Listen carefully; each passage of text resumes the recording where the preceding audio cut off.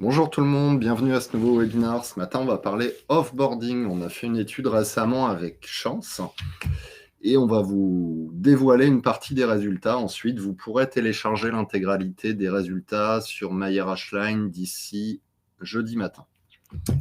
Salut Sophie. Salut Christophe, bonjour à toutes, bonjour à tous. Alors Sophie, je te laisse te présenter et nous rappeler qui est Chance. Oui, ça marche. Bonjour, moi je suis Sophie Coendé, donc je m'occupe de la division entreprise chez Chance. Chance, on existe depuis quasiment 10 ans. On est leader du bilan de compétences en France, mais ce que les gens savent un petit peu moins, c'est qu'on travaille aussi pour les entreprises, et notamment pour accompagner les moments clés de la vie des collaborateurs. Et dans les moments clés, il y a ceux qui arrivent assez naturellement dans un cycle collaborateur, comme l'onboarding, le moment où on est promu, ou l'offboarding dont on va parler aujourd'hui. Puis il y a d'autres types de moments clés qui sont plutôt liés à des événements qui sont plus personnels. Par exemple, j'ai un arrêt maladie long, je reviens, j'essaye de me repositionner, ou je rentre d'un congé maternité, donc où je dois encore suivre mon conjoint qui change de région, qui sont des incidents, on va dire, plus personnels. Donc c'est ces moments-là qu'on accompagne avec du coaching augmenté. Et je pourrais en dire plus dans les exemples qu'on donnera peut-être tout à l'heure. On va pas s'étendre ici, mais on travaille pour tout type d'entreprise, des très grands groupes comme Michelin, Pernod Ricard, le Crédit Mutuel Arkea, ou des structures plus petites, des startups, des scale-up, des PME et des ETI. Et on pourra en parler aussi, puisque je donne des exemples aujourd'hui aussi dans ces structures-là. Voilà. Ça marche, merci Bon, Sophie. je t'en prie. Alors, au sommaire, bon, rapidement, le panel de l'étude. Un chiffre intéressant sur le turnover, on a posé la question aux répondants. Ensuite, on fera un focus sur les entreprises qui ont mis en place, qui déclarent avoir un processus d'offboarding, et puis celles qui n'en ont pas, et qu'est-ce qu'elles ont décidé de faire. Au niveau du panel, on a 180 professionnels RH qui ont répondu, tout type de taille de structure, vous avez la répartition là à droite. L'étude, on l'a menée entre avril et mai, donc elle est hyper récente. Alors, le premier chiffre qui ressort, c'est qu'évidemment, qui dit offboarding dit mouvement dans l'entreprise. Donc, on a demandé aux répondants quel était leur taux moyen de turnover. Ce qui nous donne un chiffre de 21%. Alors, 21%, ça envoie quand même. On est déjà dans un taux très élevé en termes de turnover, mais finalement, je pense qu'il doit refléter ce chiffre presque une moyenne nationale si on mélange tout secteur d'activité confondu. J'ai fait un petit rappel, là il y a un petit peu de texte, mais il ne faut quand même pas oublier qu'au dernier trimestre 2023, on a eu près de 500 000 démissions de CDI en France. On a également des ruptures anticipées de CDD qui s'élèvent également à 1,5 million. Je vous ai passé les ruptures de période d'essai qui ont largement aussi explosé les compteurs. Donc de ce fait, on a déjà au niveau, alors ça c'est les chiffres de la DARES, mais si on regarde les chiffres de la DARES dans le détail, on arrive à ces moyennes globales de turnover autour de 20-25% entre les entrées-sorties dans le secteur privé. Puisque la DARES, on est bien d'accord, secteur privé, hors agriculture, intérim et employeurs particuliers. Donc on est quand même sur un marché hyper dynamique en termes d'entrées-sorties. Est-ce que tu as quelque chose à en dire, Sophie, de ce marché de l'emploi actuel ? Oui, peut-être en rebond de ce qu'on a observé, ce chiffre est assez élevé, et je pense que c'est aussi pour ça que les entreprises s'intéressent plus qu'avant à ce moment clé qu'est l'offboarding. En fait, si on le remet un petit peu dans le contexte de ce qu'on a appelé les phénomènes de grande démission, de grande fatigue, les crises de sens, etc., et qui sont à l'origine d'ailleurs de beaucoup de départs dans les entreprises, avec des personnes qui sont en plus fort questionnement qu'auparavant sur leur carrière et qui osent exprimer ces questionnements et qui passent à l'acte derrière. Du coup, en ricochet, on a de plus en plus d'entreprises qui commencent à s'intéresser à ce moment de l'offboarding sur lequel elles avaient peut-être un peu moins investi par le passé, justement parce que ça commence à devenir extrêmement critique de soigner ce moment-là, pour pouvoir soigner sa marque employeur. On le verra aussi pouvoir se laisser la possibilité de reprendre des salariés qui ont été faire un tour à l'extérieur de la structure et qui finalement reviennent à leurs premiers amours et à leur employeur initial. Donc voilà. En tout cas, c'est à remettre aussi en perspective avec ce contexte de grande fatigue, grande émission qui a beaucoup fait couler d'encre ces dernières années. Alors, tout l'enjeu de cette étude, c'est de savoir effectivement si le processus a été mis en place et puis surtout, qu'est-ce qu'il comprend. Parce que récemment, on avait fait une étude l'année dernière ou en début d'année sur l'onboarding. Et là, les RH nous disaient, je crois, à plus de 80%, oui, on a mis en place. Ok, mais quand on a gratté un peu pour voir ce qu'il y avait dedans, souvent, ça se limitait à un livret d'accueil, à de l'administratif. Donc, voyons un peu ce qu'il en est côté offboarding. Alors, un point intéressant en cas de départ de l'entreprise, c'est de savoir un peu ce que les salariés demandent à l'employeur. C'est-à-dire, je viens, je quitte l'entreprise, je fais soit une demande de rupture, soit une démission. Quelle est la demande principale des collaborateurs ? Et là, les RH nous disent la demande principale, finalement, à 58%, c'est principalement de réduire le préavis de départ. Vient ensuite, éventuellement, une recommandation pour le futur employeur, parfois demande à conserver le matériel de l'entreprise, mais là, c'est moindre, on est à 15%. Des demandes de bilan de compétences, ça arrive autour de 9%, et puis des conseils pour leur carrière autour de 5%. Mais la demande principale, c'est réduire le préavis de départ. Qu'est-ce que ça t'évoque, Sophie ? Sur ce type de demande, on la voit très souvent, nous, dans les bilans de compétences que l'on fait sur des personnes qui sont dans une optique de départ. Elles veulent impérativement sortir de cette zone de turbulence émotionnelle qui est assez forte pour elles. Ce qui rend ce moment encore plus critique à la fois pour l'entreprise et pour le salarié, c'est qu'il y a beaucoup d'affects et beaucoup d'émotions qui rentrent en compte. Et donc, je dirais la zone où on n'est pas fixé sur ce qui va se passer, à quelle date on va sortir, on veut la réduire le plus possible, sans surprise. Et c'est effectivement ce que nous, on observe dans les demandes aussi, dans les accompagnements. Et sur ça, la plupart des entreprises, disons, qui ont bien ficelé leur process d'onboarding sont plutôt à même d'accéder à cette demande. C'est dans les bonnes pratiques, en tout cas.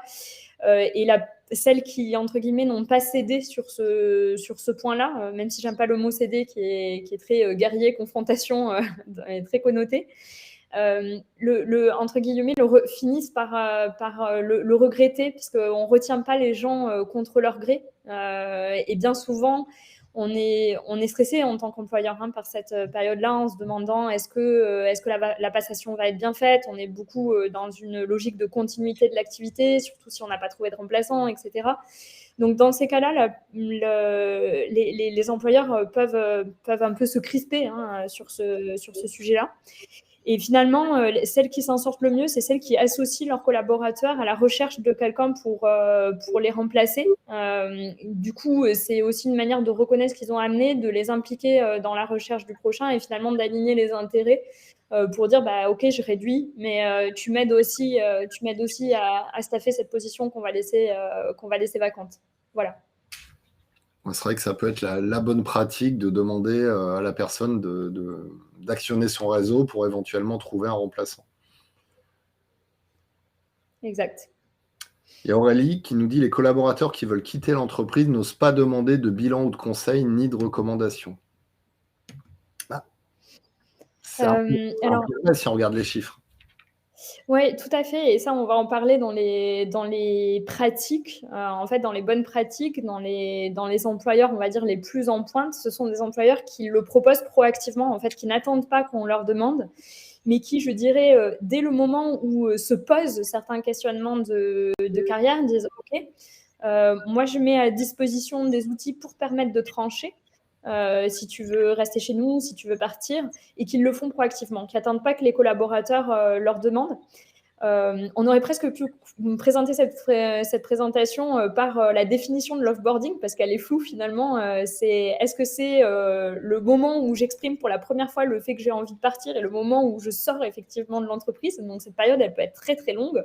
Est-ce que c'est quelque chose qui est normé, on va dire, légalement? Et c'est cette période-là légale qu'on prend, qu'on retient comme la définition de l'offboarding. Donc, la définition est assez large et finalement, les entreprises qui sont en pointe de ces pratiques sont celles qui n'attendent pas et qui outillent en fait des collaborateurs en fort questionnement pour pouvoir les aider à trancher. Et finalement, et paradoxalement, c'est le fait d'avoir cette liberté qui donne aussi aux collaborateurs le pouvoir de rester s'ils le souhaitent. Donc, ça se retourne rarement contre l'entreprise. Bien au contraire, en fait, le fait de donner cette liberté laisse une image tellement positive aux salariés que bien souvent, ils choisissent plutôt de rester que de partir. Et donc, on le voit d'ailleurs dans les employeurs, encore une fois, qui le proposent de manière proactive. On a plus des 2/3 des salariés qui font le choix de rester et non de partir. Alors, il y a pas mal de réactions. Alors, on ne va pas répondre tout de suite aux questions parce qu'évidemment, les chiffres vont parler d'eux-mêmes là dans les slides à venir. Par exemple, on nous dit « Comment faire pour qu'une entreprise s'intéresse au départ de ses collaborateurs et non être indifférent ?» Bon, les chiffres à venir vont vous éclairer sur le sujet. Petite question là avant de continuer. Est-ce que vous, de votre côté, dans votre entreprise, vous avez mis en place un processus d'offboarding? Très simple, oui ou non?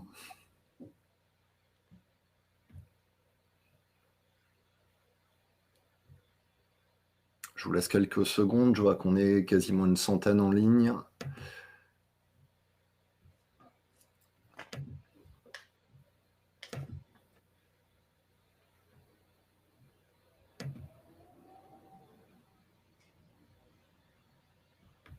Alors, qu'est-ce que ça donne?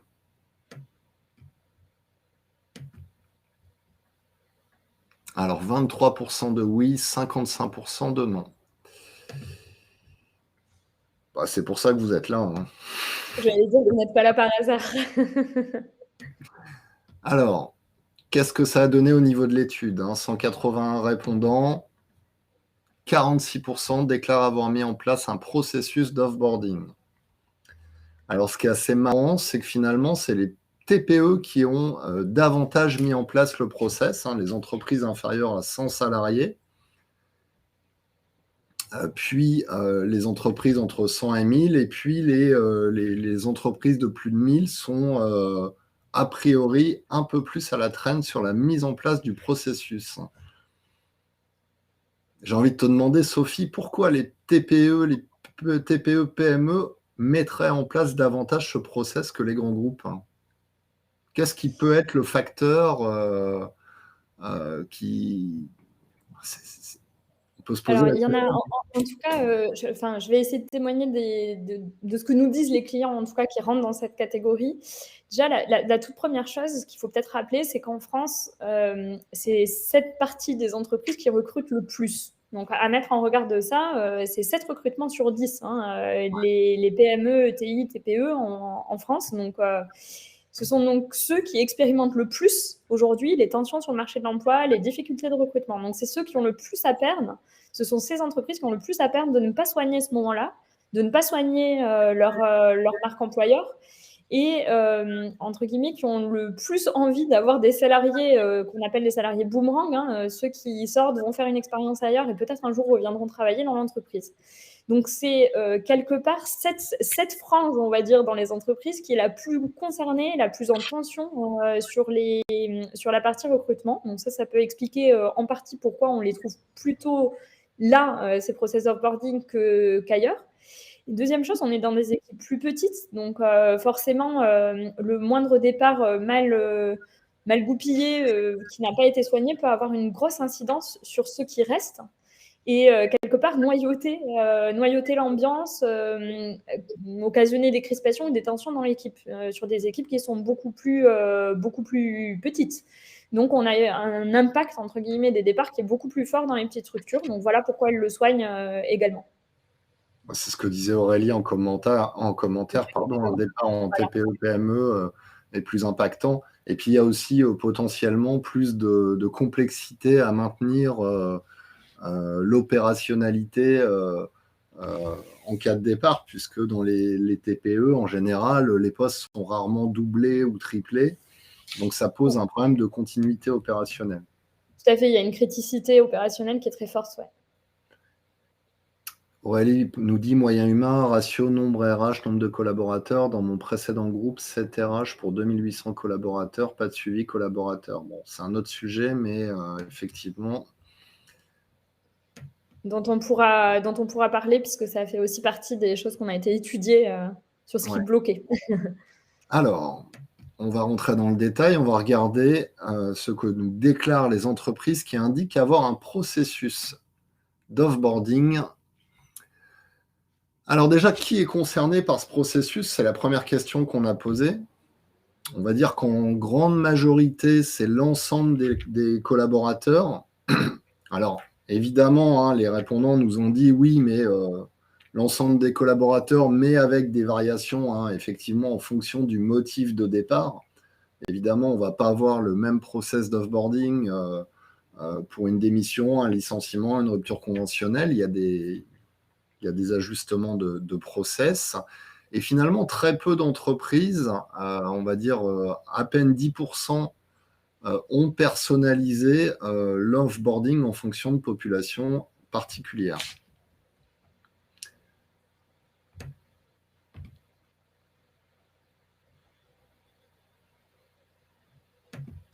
Deuxième question qui a été posée, c'est est-ce que le process d'offboarding est appliqué uniquement en cas de départ de l'entreprise? Bah oui, parce que finalement, dans la vie de l'entreprise, le départ, ce n'est pas forcément que la sortie. Il y a d'autres facteurs comme la mobilité interne, un contrat d'expatriation, par exemple, un congé sabbatique. Et donc, les entreprises nous répondent oui, à 23% l'utilisent dans le cadre de mobilité interne, à 23% également dans le cadre de l'expatriation, et puis à 17% dans le cadre d'un congé sabbatique. Sophie, tes commentaires par rapport à ça? Ouais, je trouve, j'étais agréablement surprise à la lecture de ces chiffres-là. En fait, là aussi, ça repose la définition de l'offboarding. Est-ce qu'on offboard d'un poste ou d'une entreprise, en fait, ce qui n'est pas tout à fait la même chose. Et finalement, cette définition qui est plus large permet de vraiment clôturer un chapitre professionnel et en ouvrir un autre dans l'entreprise. Et c'est un peu ce que je disais en préambule sur ce qu'on appelle les moments clés chez Chance. Ce sont vraiment des moments de fort questionnement où on va chercher à clarifier ce que l'on veut faire dans son prochain atterrissage professionnel et pourquoi on le fait. Et on va clôturer le chapitre précédent. Donc, c'est plutôt une bonne pratique de pouvoir l'appliquer dans d'autres cas de figure qui ne sont pas que les départs, on va dire, de l'entreprise, mais qui sont aussi des départs d'un poste donné vers un autre poste qui peut être dans l'entreprise. Alors tout ça, c'est bien, mais à condition qu'on parle le même langage. Ce que tu viens d'évoquer est très vrai, mais est-ce que nos amis RH l'envisagent de la même façon que toi?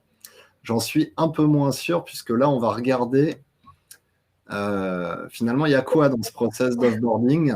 Alors, j'ai fait un petit schéma pour que vous puissiez voir sur une échelle de 1 à 100% ce que comprend aujourd'hui le processus d'offboarding dans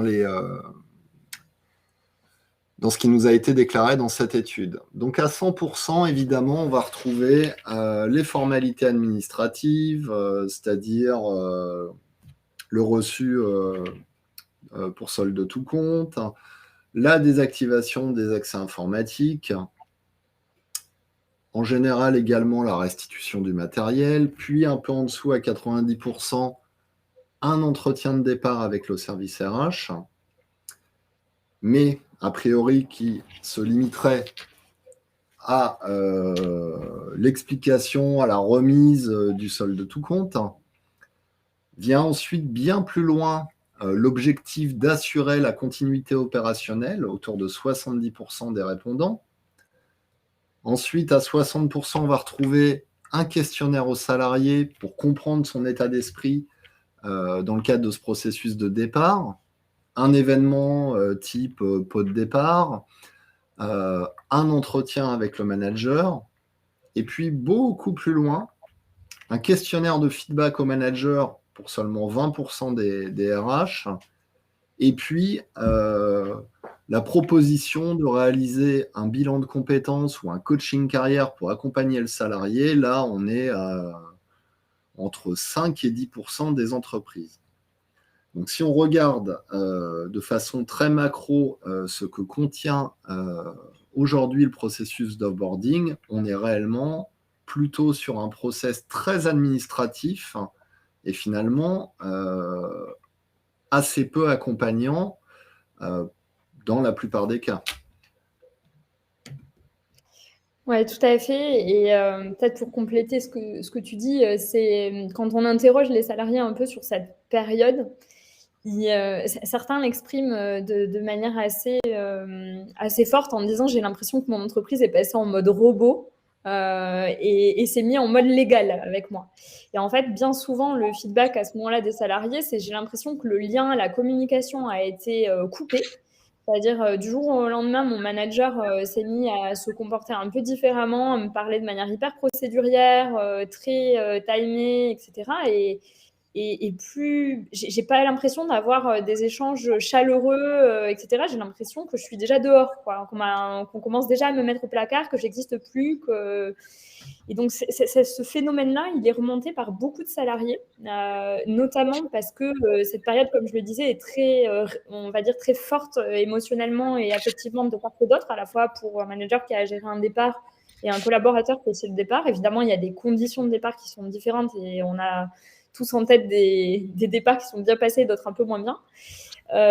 Mais ce qui est certain, c'est que dans ce moment-là, le fait de garder le lien et le fait d'avoir un tiers, notamment qui est souvent joué par les RH quand les RH, les équipes RH existent et ont le temps, permet de sortir de la ligne hiérarchique, de sortir des rapports de pouvoir éventuels et de créer une zone un peu neutre à l'extérieur de ce lien habituel. Donc ça, en tout cas, c'est une première bonne pratique. Et quand les RH ne peuvent pas, pour des raisons de ressources, de temps, jouer ce rôle-là, en fait, s'appuyer sur un tiers externe qui joue ce rôle de tiers de confiance et de zone neutre est absolument primordial dans ce moment-là. Donc ça, c'est la première chose. La deuxième, c'est ce qu'attend le salarié. Notamment, c'est un moment qui est très fort pour lui pour la reconnaissance de ce qu'il a amené dans un projet. Et en fait, c'est assez étonnant de se rendre compte qu'il y a quand même, dans 4 cas sur 10, aucun événement de type pot de départ ou tout simplement un petit mot devant l'équipe, devant le manager, qui salue le travail de cette personne, sa contribution et ce qui a été amené. Donc, ça semble presque étonnant hein, que dans 4 cas sur 10, on ait cette configuration-là. Et enfin, toute dernière chose qui semble effectivement naturelle, mais qui n'est pas forcément faite, les cas de départ sont des moments qui sont apprenants pour l'entreprise et qui sont l'occasion de détecter certaines choses, à la fois pour les RH et pour les managers, de pouvoir aussi enrichir certaines pratiques, avoir des idées peut-être dans la gestion de l'équipe, etc. Pour les RH, il y a les aspects administratifs qui prennent bien souvent malheureusement le dessus dans les entretiens de sortie, au détriment d'autres questions beaucoup plus ouvertes qui permettraient d'améliorer la vie de l'entreprise, d'améliorer l'expérience collaborateur. Et côté manager, malheureusement, ce feedback est rarement collecté, alors qu'il pourrait avoir un impact extrêmement fort. Ce que dit Et en Aurélie, fait, Aurélie disait, pour rejoindre ce que tu dis, oui, tout le monde se couvre d'un point de vue juridique, avec un respect des formalités, des discours formatés, sans lien humain. Mais oui, on a cette contrainte juridique très forte, la peur que le salarié déclenche un prud'homme, le salarié, la peur de se faire léser sur son solde de tout compte. On est bien souvent dans cette peur, finalement, ou cette crainte des deux côtés. Hein. Et c'est là où, en fait, il est clé de pouvoir humaniser cette relation, maintenir surtout un dialogue et une zone de dialogue extrêmement forte pour arriver à comprendre les besoins des deux parties, en fait, et arriver à trouver la manière optimale de s'arranger, je dirais, sur cette dernière ligne droite, en fait. Et c'est là où le rôle de tiers de confiance, à la fois soit amené par les équipes RH, soit amené par un tiers, peut être extrêmement salvateur, et à la fois pour l'entreprise et pour le salarié. Puis selon les cas, c'est ce qu'on voit tout en bas de l'échelle. En fait, le fait aussi de projeter le salarié vers le futur et de ne pas rester dans un éternel présent où on peut nourrir de la rancœur ou certains autres sentiments négatifs peut aussi énormément aider. C'est aussi pour ça que sur le bas de l'échelle, on voit les bilans de compétences et les coachings de carrière, mais la grande vertu, au-delà d'amener un soutien, on va dire, psychologique, logistique au salarié pour son rebond, c'est aussi de pouvoir l'amener sur autre chose qui le met dans une autre énergie, en fait, et qui noie, encore une fois, qui va le mettre dans une énergie qui est aussi positive pour l'organisation qu'il quitte. Donc, c'est dans les bonnes pratiques, là encore, le fait de pouvoir glisser ce type d'accompagnement dans les packs de départ, c'est quelque chose qui est extrêmement apprécié par les collaborateurs et qui a un effet extrêmement positif pour les entreprises. On travaille, nous, par exemple, avec la mutuelle de santé Alan, pour les départs de leurs propres salariés dans les packages de rupture conventionnelle. Chance est systématiquement proposée aux salariés sortants pour pouvoir l'aider à rebondir, à se projeter. Et c'est quelque chose qui est extrêmement apprécié des Alaners qui s'en vont. Bien souvent, ils le déclenchent. Il leur est proposé, il ne leur est pas imposé. Il leur est proposé et quasi systématiquement, il est déclenché par les Highliners qui voient vraiment une opportunité de pouvoir travailler sur eux dans cette période où ils auront un petit peu plus de temps que d'habitude. Et par ailleurs, Alan en fait un vrai argument de sa promesse, on va dire, employeur, en disant, voilà, nous, on s'occupe de ce qui est important pour vous et de là où vous êtes à la bonne place, on n'essaie pas de vous retenir, on vous fidélise, on vous donne envie de rester. Et par ailleurs, on est cohérent. C'est ce qu'on essaye de faire pour nos clients, entre guillemets. On essaie d'avoir un service irréprochable pour nos clients et on applique en symétrie on va dire, cette qualité de service pour nos propres collaborateurs. Alors, il y a un point qui a été soulevé là dans les commentaires qui est de dire, ouais, mais finalement, est-ce que les salariés, par rapport aux entretiens avec le service RH, est-ce que les salariés vont être honnêtes? Est-ce qu'ils n'ont pas peur finalement de ce qu'ils pourraient dire au service RH? Et ça, c'est un vrai point. Et tout à l'heure, quelqu'un nous disait, on n'a que 7 RH pour 2800 personnes, ce qui laisse sous-entendre effectivement qu'il n'y a pas vraiment de relation de proximité. C'est pas possible au regard du ratio RH effectif. Et je me disais, mais finalement, on va peut-être arriver à... Pourquoi on n'externaliserait pas, tu vois, un peu comme George Clooney dans In the Air, où c'est un tiers qui gère une partie de l'offboarding, parce que finalement, le bilan de compétences ou le coaching carrière, c'est de l'externalisation, quelque part. Oui, tout à fait. Mais en fait, c'est ce que je disais tout à l'heure, le rôle de tiers de confiance qui est joué, alors dans le meilleur des cas par les équipes RH, mais qui malheureusement reste quand même un petit peu jugées parties quand elles ont le temps de pouvoir faire ça. Puis quand elles n'ont pas le temps, effectivement, le recours à un tiers de confiance, c'est bien mieux que de ne rien faire, en fait. Et là aussi, c'est assez salvateur. Je vais donner un exemple un peu extrême, mais qui nous est arrivé il n'y a pas très longtemps. On fait un accompagnement d'une sortie collaborateur dans une entreprise, dans le cadre d'un package de départ, pareil. Et en fait, dans cet accompagnement-là, on se rend compte que la personne a été victime de harcèlement et c'est pour ça qu'elle s'en va. Mais elle n'a pas osé le dire et en parler à son entreprise. L'accompagnement a permis de poser des mots sur ça. Et finalement, elle a osé en parler au service RH, qui a compris la gravité de la chose et qui a évidemment fortement réagi derrière, et qui a proposé aux collaborateurs, en l'occurrence, de rester dans l'entreprise, mais dans un tout autre service. Parce qu'en fait, la personne ne voulait pas partir. C'est juste qu'elle était dans une situation absolument désespérée, on va dire, et qu'elle était en très grande souffrance, mais qu'elle n'osait pas en parler à son service, qu'elle n'osait pas en parler dans son service ni aux équipes RH.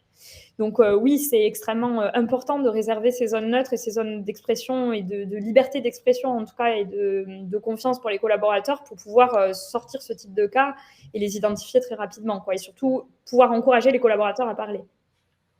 Il y a Eugénie qui nous dit, plutôt qu'externaliser en moins cher, il suffit de digitaliser les départs avec des questionnaires anonymisés. Ouais, c'est une solution. Effectivement, ça fait partie des outils qui peuvent être pertinents à condition de bien les utiliser. J'ai un Ouais, super c'est à exemple condition de mauvaise utilisation. Oui, à condition de bien les utiliser et de notre expérience, il y a beaucoup de méfiance, aussi sur ces Ouais, questionnaires. Est-ce qu'ils sont vraiment anonymes, ou pas? En tout cas, sur les collaborateurs, on voit souvent ce type de remarques et par ailleurs, il y a des choses qu'on peut malheureusement pas capter, que par ailleurs un contact humain ne remplacera pas. Là, dans le cas de harcèlement que j'évoquais juste auparavant, si cette personne n'avait pas été en face à face avec un professionnel, un coach en l'occurrence, pour pouvoir un petit peu creuser les raisons de son départ, je ne pense pas qu'elle l'aurait dit spontanément dans un questionnaire. Elle aurait encore une fois fait l'autruche. Si elle n'avait pas parlé jusque-là, elle aurait certainement pas écrit ça dans un questionnaire, même s'il était anonyme. Donc voilà, il y a quand même, même si c'est une pratique et il faut surtout pas renoncer à faire ces questionnaires-là, je pense que c'est très complémentaire de ce qu'on peut avoir avec des démarches qui sont plus profondes. ouais. Alors, y a-t-il réellement un entretien de départ? C'est la question qu'on a posée. Oui, systématiquement à 50%. Oui, sur demande du salarié ou du manager à 7%. Oui, pour certains salariés à 38%. Et non. Bon, on va pas se mentir, l'entretien de départ RH, on s'imagine bien que c'est un entretien administratif. Et puis, l'entretien avec le manager, on est à 60%, mais dans la réalité, on nous dit oui, systématiquement, à moins de 50%. Donc déjà, on a un écart dans les réponses entre ce qui a été déclaré dans le processus. Donc on peut supposer que oui, à 60%, ça fait partie du process, mais que finalement, dans la réalité, les managers ne le font pas tous. Ils le font à moins de 48%. Est-ce que c'est pas ça, finalement, le problème principal? Parce qu'on se rend compte, finalement, que dans ces process d'offboarding, comme tu l'as dit, il n'y a pas de rapport humain, il n'y a pas de discussion, ni avec la RH, ni avec le manager. Ça veut dire qu'à partir du moment où on a dit « je quitte », bah, finalement, le contact est rompu, presque instantanément. Oui, il y a ça et puis c'est très, comment dire? J'ai envie de dire, c'est pas propre au moment clé qu'est l'offboarding. Il y a d'autres moments et d'autres conversations de carrière qui sont des moments un petit peu bloqués. On les connaît tous. Je vais en prendre un que tout le monde connaît, qui est un petit peu emblématique, qui sont les entretiens annuels. Les entretiens annuels, le manager est toujours en train de se demander ouïouïouï, qu'est-ce qu'on va encore me demander? Et le salarié arrive en se disant ouïouïouï, qu'est-ce qu'on va encore me refuser? C'est des moments qui sont un peu des figures imposées, dans lequel personne n'arrive vraiment hyper à l'aise, à moins d'avoir fait un travail de préparation un petit peu important et d'arriver dans une véritable intention de dialogue où chacun est capable d'exprimer ses besoins et de construire, essayer de co-construire une espèce de solution qui respecte les besoins de l'un et les besoins de l'autre. Or, on a rarement été habitué dans l'entreprise à dépasser, je dirais, la couche émotionnelle pour traduire quel est le besoin derrière.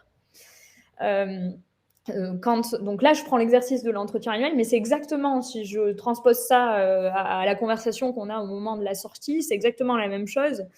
Je pense qu'on a rarement, que ce soit côté manager ou collaborateur, l'occasion de vraiment poser ses besoins dans la sortie. On est beaucoup dans l'émotionnel, c'est-à-dire on n'est pas content, on se dit mais tu te rends compte comment je suis traitée, tu te rends compte après tout ce qu'on a fait pour cette personne, par exemple côté manager, ou de l'autre côté, tu te rends compte avec tout ce que j'ai amené à l'entreprise avec ces nombreuses années, regarde, pas une once de reconnaissance.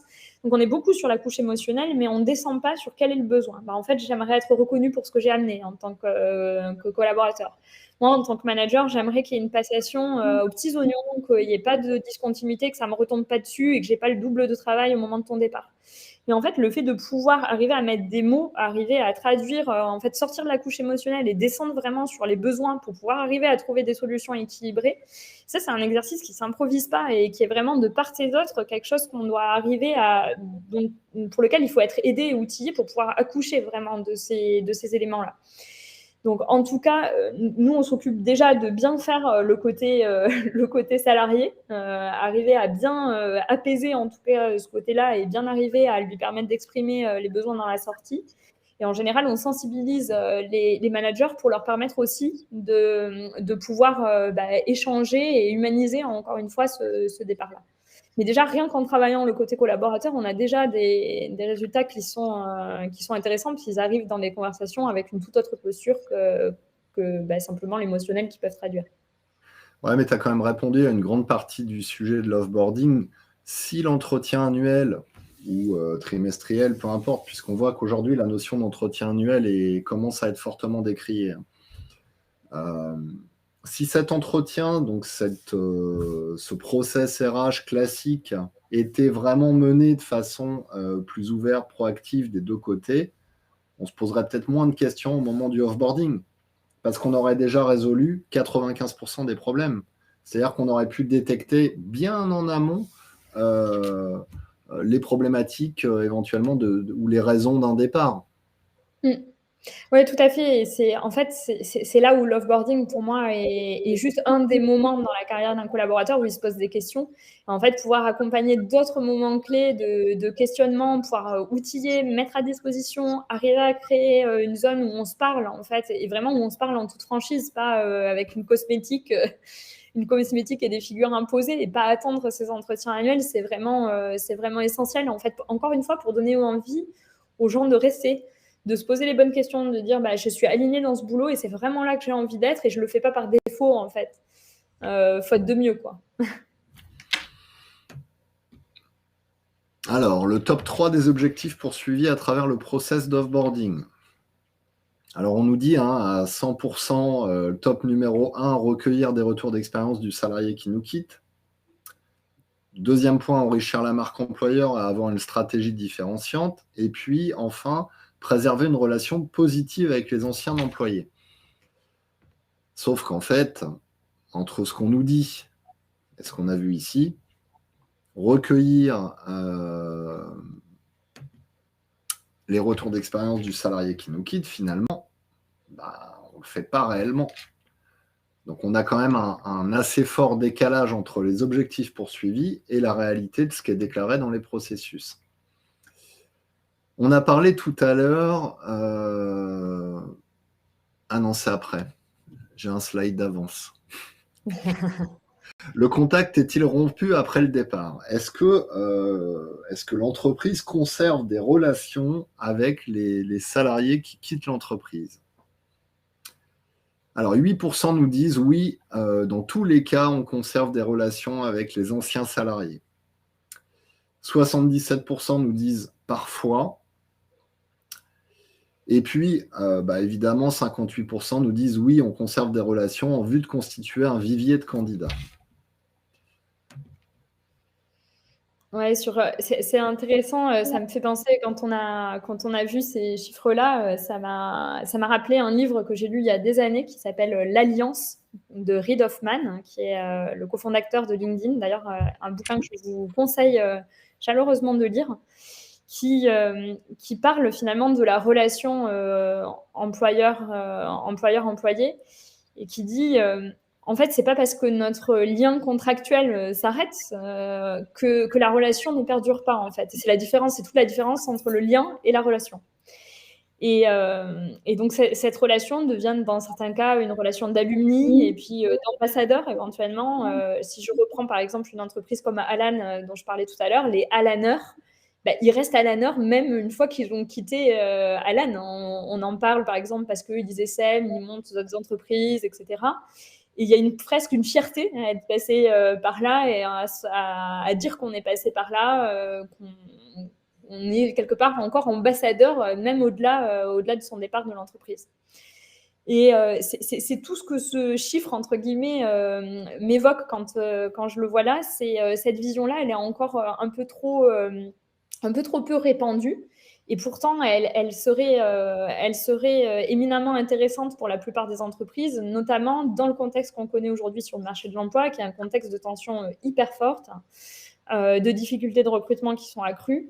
Donc, toute cette marque employeur et tout le fait de penser la relation avec le salarié au-delà du lien contractuel qui s'arrête, et donc avec ce salarié qui devient un alumni, et donc de penser au-delà simplement du moment du départ, mais penser aussi l'après, voir comment je vais garder le contact. Est-ce que c'est une newsletter aux anciens pour leur donner quelques nouvelles ? Est-ce que c'est des groupes WhatsApp ? Certains ont des boucles Slack, des boucles sur Discord. s'invitent de temps en temps à des événements, à des apéros des anciens, ce genre de choses. Ça, c'est extrêmement important aussi dans la manière de construire votre vision, entre guillemets, des départs dans l'entreprise et plus largement en tirer parti aussi pour la suite. Alors, petite question, ça nous amène évidemment au fameux salarié boomerang. Est-ce que vous avez déjà recruté, vous, un salarié boomerang, c'est-à-dire un salarié qui a quitté l'entreprise et qui va revenir?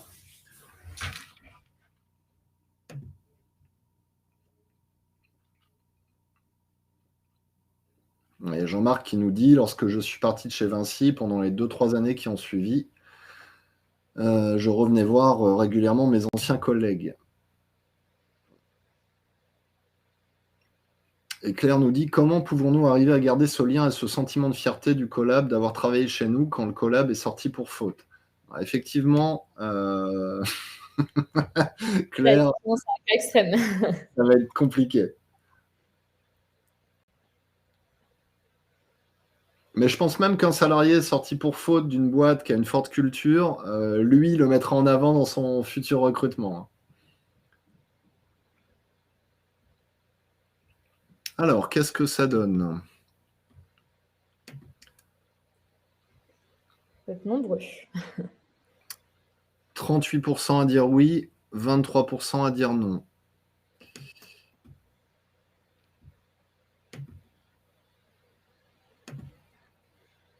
« 54% indiquent avoir déjà eu des salariés boomerang dans leur entreprise. 31% de temps en temps et 13% très rarement ou jamais. » C'est intéressant parce que la même question il y a 5 ans aurait peut-être donné 10% indiquent avoir déjà eu des salariés boomerang. Enfin, c'est une pratique qui a vraiment tendance à se démocratiser. Hein. C'est aussi lié aux chiffres qu'on a pu voir tout à l'heure concernant le turnover. Hein. Oui, totalement. Et en fait, tu es totalement dans le vrai en me disant que c'était autour de 10%, c'était 15%. Tu vois, en 2018, j'ai été regardée par curiosité sur une étude de 2018 qui avait été réalisée par Kronos et par Workplace Trends à l'époque. Et c'était 15% en 2018. Donc, moi, c'est vrai que quand j'ai vu ce chiffre dans les retours de l'étude, ça m'a vraiment sauté aux yeux. Et je me suis dit, en voyant ça, c'est évident que là, cette étape de l'offboarding, il faut investir dessus, quoi. Parce que si on commence à avoir un tiers, je prends le 31% pour être plus mesuré dans ce qu'on se raconte, mais si on se dit que dans un tiers des cas, on a quand même des salariés qui reviennent quelques années après, il est évident que ce maillon du départ, cette étape clé du départ, il va falloir la soigner encore plus fortement qu'avant. Là, dans les salariés qui ont fait ce type de parcours et qu'on a pu accompagner, on se rend compte que des fois, il y a une volonté de voir d'autres types d'environnements de travail ou de développer des compétences en accéléré dans d'autres types d'environnements avant de revenir dans un terreau qu'on a pu apprécier à un moment de sa vie. Donc, c'est intéressant aussi de se donner cette liberté, cette latitude pour pouvoir revenir ensuite, mieux revenir, entre guillemets. Alors, je vais accélérer un peu. Je vois qu'il nous reste 3 minutes.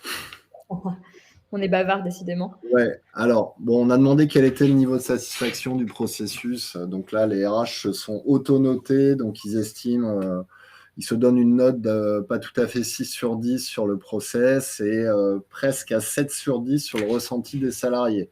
C'est très subjectif. Ce qui est intéressant, c'est que ils ont prévu d'améliorer le process. 18% cette année, un tiers en 2025 et la moitié n'ont pas d'autres projets à venir. Pour voir le détail de ce qu'ils souhaitent mettre en place, vous pourrez le retrouver directement dans l'étude. Alors, rapidement, hein, pour conclure, finalement, ceux qui n'ont pas de process d'offboarding, déjà, pourquoi il n'y a pas de process? C'est la première question qu'on a posée. Alors, évidemment, classique, manque de temps, de ressources, hein, en grande majorité, hein, on approche des 70%. Manque de budget, 10%, donc ce n'est pas une problématique budgétaire, ce qui est assez rare hein, pour la fonction RH, parce que souvent on nous dit pas de budget, c'est le top 1. Là, non. Et effectivement, en soi, le process d'offboarding ne devrait pas générer un budget phénoménal. Il y a des entreprises qui n'ont pas d'intérêt spécifique à le mettre en place, 15% quand même, et puis à 25%, donc un quart des répondants nous disent nous, on a besoin d'accompagnement. Donc il y a un vrai sujet et une vraie demande par rapport à ça.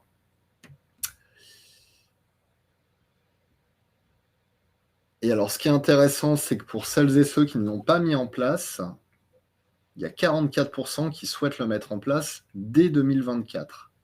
Alors là, on voit vraiment l'impact nouveau monde du travail, problématique de turnover très fort, puisqu'en fait, 44% souhaitent le mettre en place cette année, c'est assez énorme, et puis 24% en 2025. Donc ça veut dire qu'il y a 60%, 70% des boîtes qui ne l'ont pas mis en place, qui souhaitent le mettre en place dans les 2 ans, dans les 24 mois à venir. Donc c'est assez phénoménal. Oui, c'est un chiffre qui nous a frappé, on va dire, positivement. Et par ailleurs, comme tu le rappelais, c'est plutôt une question de manque de temps que de manque de budget. Donc, quand on parlait tout à l'heure de l'externalisation, du fait d'avoir recours à un tiers qui est presque, on va dire, quelque chose qu'on peut mettre en place rapidement et pas forcément dans des budgets délirants, ça veut dire que ce sont des choses qui sont assez réalistes pour ces entreprises qui veulent bouger dans les 24 mois. Donc voilà, c'est plutôt un message d'espoir à la fois avec des entreprises qui veulent bouger et en même temps une barrière principale qui est plutôt celle du temps versus celle du budget.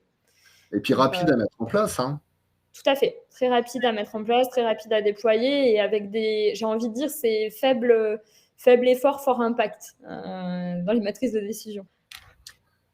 Alors finalement, mettre en place l'offboarding, ok, mais pourquoi faire? Donc on aura posé les mêmes questions. Qu'est-ce que vous allez mettre dedans? Donc évidemment, on va retrouver. Donc j'ai mis en gris, c'est les répondants qui ont déjà un process d'offboarding en place, versus en jaune, ceux qui n'en ont pas et qu'est-ce qu'ils vont mettre en place. Alors évidemment, dans le top 3, on va retrouver formalités administratives, désactivation des accès informatiques, retour de l'équipement. Mais on va retrouver des intentions plus fortes au niveau des entretiens de départ avec la RH, on est à plus de 80%. Des intentions plus fortes au niveau des entretiens de départ avec le manager. On a quand même 15 points d'écart. Et puis le questionnaire aux salariés, de la même façon, on a entre 15 et 20 points d'écart. Ça reste des intentions, mais je pense que le nerf de la guerre se trouve là, c'est-à-dire entretien de départ avec le manager, questionnaire aux salariés. C'est vraiment là où on va puiser en fait l'essence même du pourquoi le salarié souhaite quitter l'entreprise. Oui, tout à fait. C'est les zones de préparation dont je parlais tout à l'heure, un petit peu, qui est le fait d'avoir recours à un tiers de confiance pour pouvoir préparer le départ et préparer ce qui est raconté à l'RH, au manager, le feedback du salarié, plus travailler sa projection professionnelle, qui est un peu ce que l'on vise dans les accompagnements qui sont les nôtres. C'est vraiment ça qu'on essaie de couvrir dans cette zone de préparation. Après, il est évident qu'il y a des choses qui sont le bas de la pyramide de Maslow du départ, qui est de l'ordre de la formalité administrative et la désactivation des accès informatiques. Ça devient de plus en plus aussi un gros sujet pour des questions de sécurité, de failles dans l'accès aux données de l'entreprise. Et c'est quand même un point à ne pas négliger, qui est aussi le bas de la pyramide de Maslow dans les process de départ. Et puis, point important aussi, on regarde questionnaire au manager pour obtenir son feedback. On était autour de 20% dans les processus existants. Là, on monte quasiment à 60%. C'est l'écart le plus flagrant en termes d'intention. Et même le coaching carrière, on passe de 10 c'est-à-dire 1/10 dans les process actuels à 1/4 dans les projections à venir. Donc, on voit quand même un impact beaucoup plus, entre guillemets, RH, au sens développement RH, plutôt que ADP, administration du personnel. Donc là, il y a un vrai changement de... Oui, de culture, vraiment de culture. Ouais, tout à fait. Alors, dernier point, si vous mettez un processus d'offboarding en place, quels sont les objectifs poursuivis? Alors, le top 3, recueillir les retours d'expérience des salariés qui nous quittent, évidemment, enrichir la marque employeur et préserver une relation positive avec les employés. Là, on est exactement aux mêmes objectifs que ceux qui ont mis en place un process, mais on l'a dit avec des intentions plus fortes d'un point de vue, je dirais presque, relation humaine. Tout à fait. Dans une tendance à l'humanisation, on va le résumer comme ça. Eh ben, on vous remercie d'avoir suivi ce webinaire. Alors évidemment, on n'a pas restitué tous les résultats en 45 minutes. Vous retrouverez beaucoup plus de détails dans l'étude qui sera mise en ligne jeudi matin. Si vous êtes intéressé notamment par tout ce qui est coaching carrière, bilan de compétences, n'hésitez pas à contacter Sophie directement sur LinkedIn. Elle se fera un plaisir de vous expliquer plus en détail ce qui est fait chez Alan, ce qui est fait chez Michelin notamment, qui utilise aussi Chance dans le cadre de leur politique d'égalité femmes-hommes, dans le cadre de la sensibilisation interne, et ça marche plutôt bien. Alors je peux vous le dire parce qu'ils nous ont présenté le projet dans le cadre des trophées RH qu'on organise avec My RH Line. Donc, je vous invite à contacter Sophie à ce sujet. Et puis, je vous souhaite à toutes et tous une excellente journée. Merci beaucoup, Sophie. Merci Christophe, merci à toutes, merci à tous pour votre écoute et à disposition pour ceux qui veulent approfondir. Merci beaucoup, bonne journée. Et le replay de ce webinaire, vous l'aurez sur My RH Line demain matin. Bonne journée, au revoir. Bonne journée.